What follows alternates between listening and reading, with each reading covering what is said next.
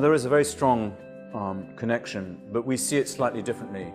A lot of people, for example, who want to get a more agile organization, as soon as you say the word organization, they think it's an organizational design issue.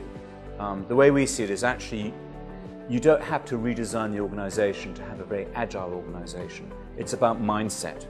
If you change the mindset of how leadership is practiced, and you embrace, for example, a more dynamic 4.0 approach, then the organizational design can remain, but the way it operates is different.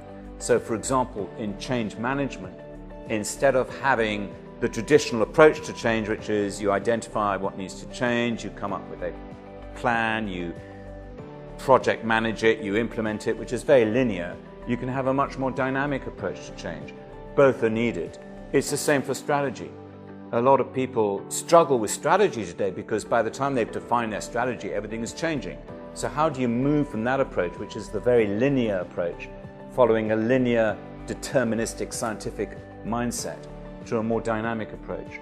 So I think organizational leadership is not necessarily about the organizational design of how you, or who reports to who, or how you structure the company, or how you structure the organization. I think it's more to do with mindset than organizational restructuring. And I think a lot of organizational restructuring fails because it just shuffles the problem. It doesn't solve the problem.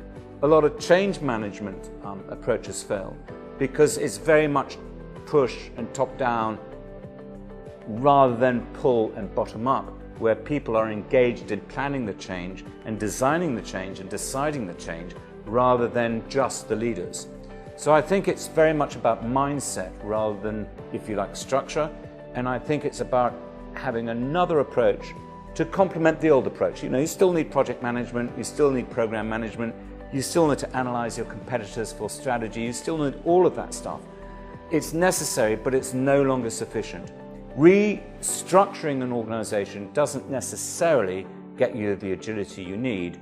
Restructuring mindset mostly will.